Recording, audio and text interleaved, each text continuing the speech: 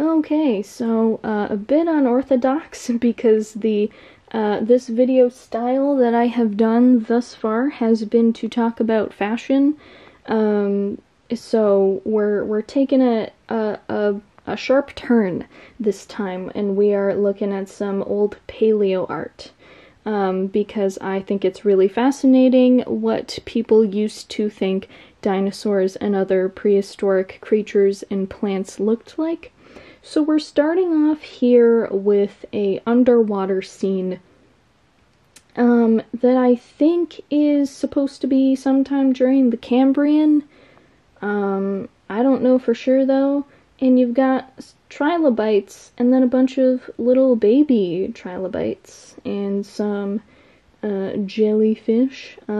What's interesting is that this is all underwater, and yet this section here looks like a shoreline. It looks like this is the sand and this is the water.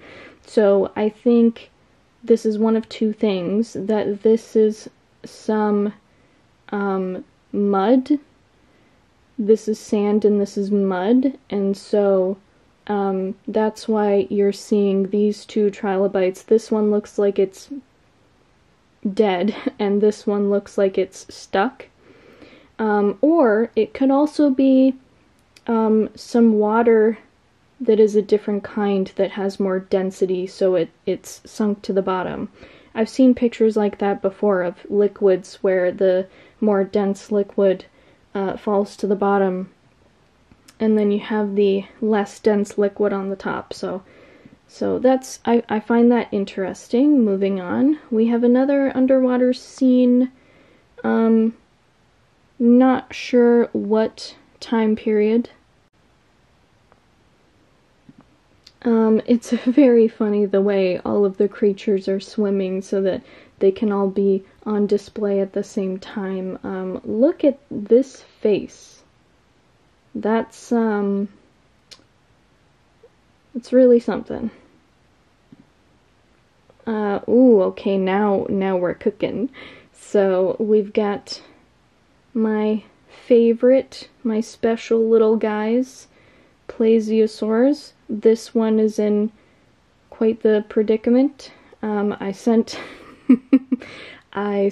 this photo with a close-up of this to a friend with the caption, "When she tells you to bite her neck." So, do with that information what you will. So we got a really old piece of paleo art here. This was during a time where dinosaurs were kind of just treated as like big dumb lizards. And we got a little pterodactyl here watching the fight. And we've got a really nice sky and sun over here, and lots of palm trees. So I see a lot of palm trees in paleo art, and my reasoning that I have come up with as to why this is because, again, dinosaurs used to be thought of as just all giant lizards, and lizards live in hot climates, and you find palm trees in hot climates, and so that's why I think so many palm trees were depicted in paleo art, because if you think about it, that actually does feel quite logical, given the limited knowledge at the time.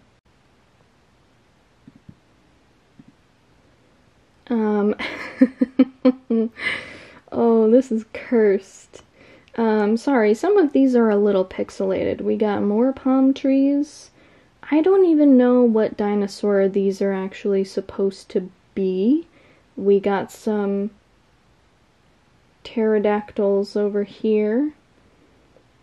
So some of the early paleo art that was made during the Victorian would sometimes depict dinosaurs living with humans, evident by this couple here that are completely unbothered by these three giants.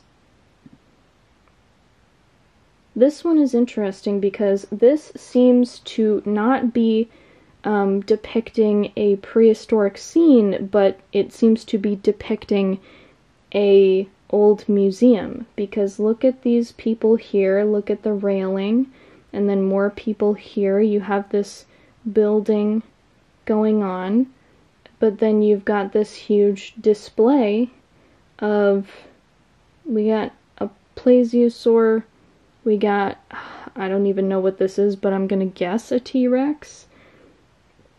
Raptors, I think, and then we've got some Ice Age creatures. I think this is a short-faced bear and a mammoth, and these, I know what these are, but I don't remember the name. They're armadillo type looking, like a turtle and an armadillo combined.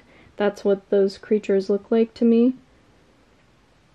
Oh, this one. So this is special. This is one of the earliest depictions of a pterodactyl.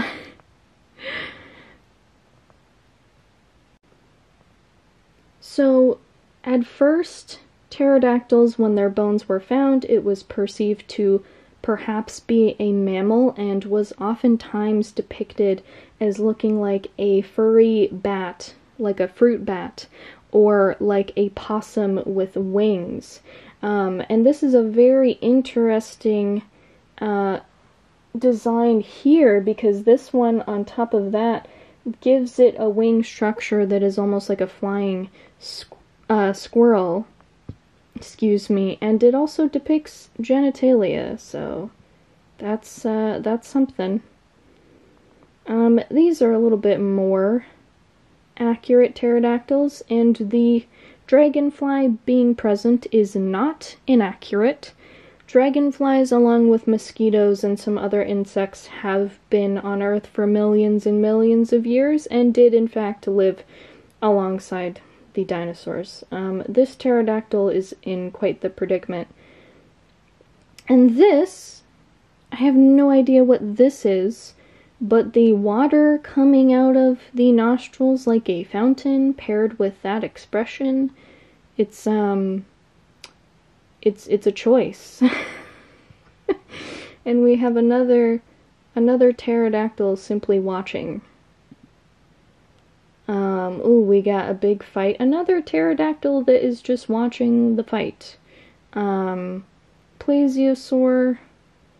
I think these are perhaps an ichthyosaurus.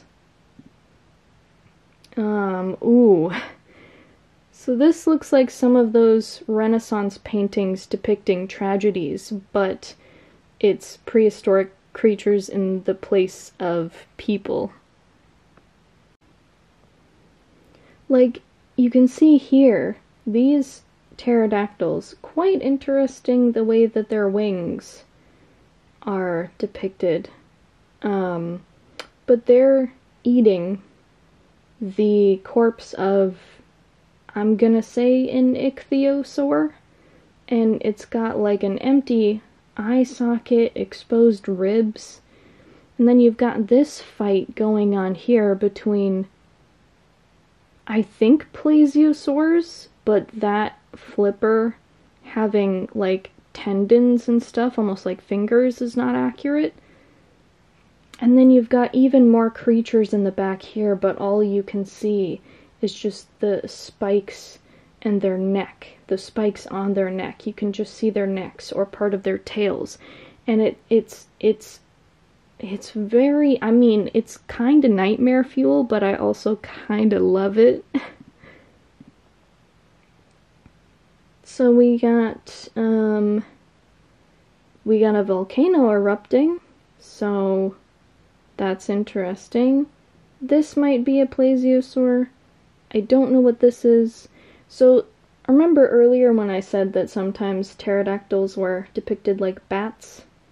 That's a very bat-looking face. I have no idea what this creature is. Some of these plants, though, look a little bit more like prehistoric plants, so we're getting somewhere. Once again, water coming out of the nostrils like a fountain. I don't know what the reason for that is. It's a Strange design choice, I will say. Ooh, this one. So this one, an armored dinosaur is the description given. And we got more palm trees, of course. And we have these two shoulder spikes. I can't really think of a dinosaur that has two distinct shoulder spikes without much going on in the rest of its physiology. So I can't tell if this is a dinosaur that doesn't actually exist, like as in a full skeleton was found and they realized it doesn't look like this at all. Because I don't think I've seen any modern dinosaur depictions that show this particular dinosaur, so I don't know. I'm not sure. I really like this one because he's eating very politely, but also it looks like human hands. Like, that looks like a pinky finger, wedding finger, middle finger, pointer finger, thumb, and it looks like veins and stuff here. Like, it's weird. It's, you know, it just looks like a dinosaur at first, and then you see the hands. I don't even know what these are, but this is an example of paleoart that you can see comes from a book. So this was a photo taken of one of the pages. Me on a Monday. I like this because it's showing you part of the skeleton, but also the exterior. Oh, and my favorite. I love plesiosaurs so much. So earlier, when I pointed out that plesiosaur wouldn't have like tendons with like webbing between it, that's because it was originally a creature that would have had that then evolved to have all of the digits fused into a single flipper like this. But early on, there definitely could be a creature that is a proto-plesiosaur that actually did have articulated digits. This one I like, because it's spike, but the human-looking knees are a little weird. Long-necked sea lizard, aka my favorite, you're doing amazing, sweetie. Pterodactyls looking a little bit mammal-like. Again, you've got what looks like fur coming off of the tails. Fishlet looks like an ichthyosaur. Yes, it is an ichthyosaur. Two types of ichthyosaurs. So a larger one and a smaller one. The plesiosaurs are the same, where there's a few different kinds. Oh my goodness, this one. This expression, this one, this one. And the flippers on this guy. What's going on there? These two are having a conversation? This guy's standing on a rock. This one. This looks like the most unenthusiastic fight ever. Like, yeah, I guess I'll bite you. Lower Cretaceous, an iguanodon and megalosaurus. Okay. More palm trees. So this is another one of those Victorian depictions of a dinosaur living amongst, at the time, modern human society. What is interesting to me, though, is the plating underneath the spikes, because that looks very not natural. It looks almost like metal plates under the spikes. It's kind of weird. Aw, my special guy. So this is, let me look. Okay, yes. Elasmosaurus, the largest plesiosaur. You're doing amazing, sweetie. A little bit more normal looking pterodactyls, which is nice. More of the favorite child. Love to see it. So this is interesting. These are two ichthyosaurs, I think. And this is a early plesiosaur depiction that gave it spikes. So that's kind of cool. Ooh.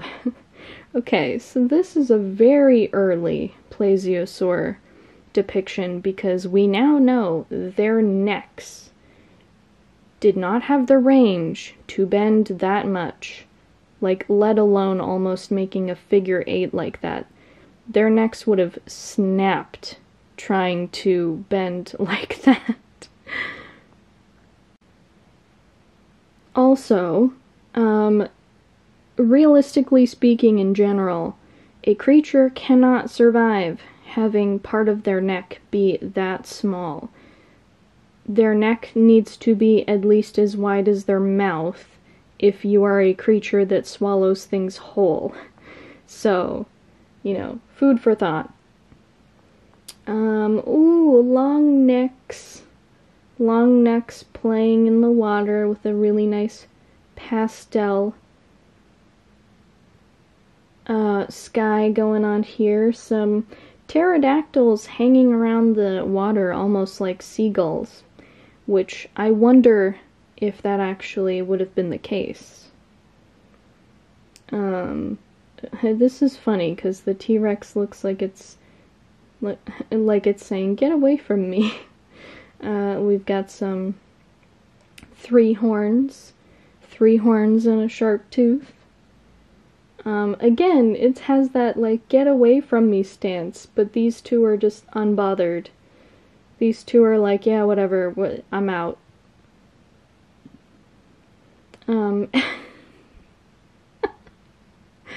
Littlefoot, what's wrong? What happened? Why are you walking like that? That's really funny. You see the name here, Heinrich Harder, is a paleo artist that did quite a number of these.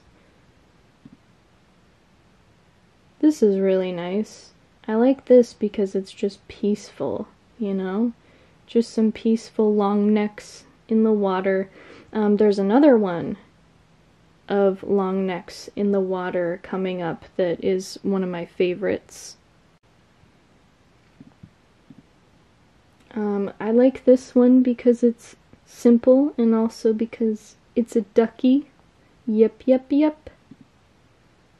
This one. So this is the underwater long neck depiction that I really like. First of all, look at this detail. You can see where they're walking, the sand is getting moved around a little bit, unsettled in the water. And you can see this one eating the underwater plants, and you've got some type of fish swimming by here, and you've got the vines leading up to a lily pad type of plant resting on the top. Really, really nice. And we got more palm trees again. So, oh, this one, this guy. This depiction of a triceratops, or at least a type of ceratopsian, was featured in a claymation or stop-motion animation film sometime in, I think, the 1950s. Very nice. I like the smile. I like the very lizard scale pattern. I like this one because I like how the spikes and armor are drawn, and I like the footsteps. We got It's almost like those pictures of a bald eagle, like looking so majestic from the side, and then you look at it from the front on and it's like, oh, honey, okay, alright. But it's still adorable.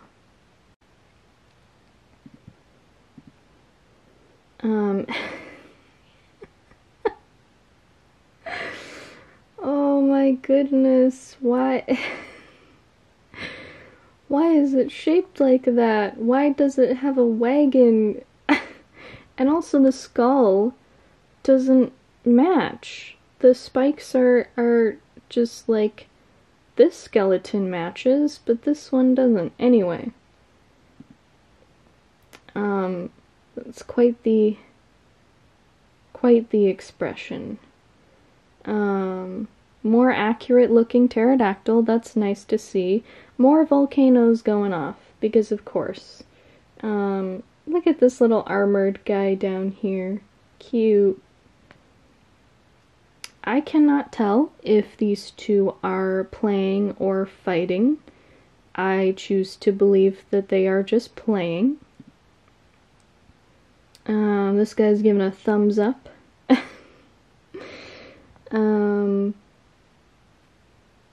Not exactly palm trees, but, you know, still looking kind of similar.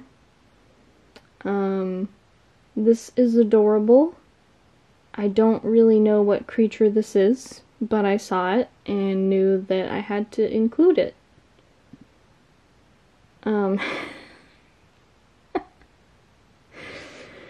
Oh, I can't tell which expression is funnier. Okay, alright. This is... See, it's already been used in a meme-based website because it's too good not to. I mean, look at their faces. That's just... my goodness. So this is one that I wasn't sure if it was actually a vintage paleo piece or if it was just a stylistic choice, but I did decide to include it because of the depiction of the favorite child. Okay. So this is one of the earliest depictions out there of a mammoth, and the tusks here are some interesting placement, but I think it's just a perspective thing of trying to show you that this is not a horn, that it is two tusks.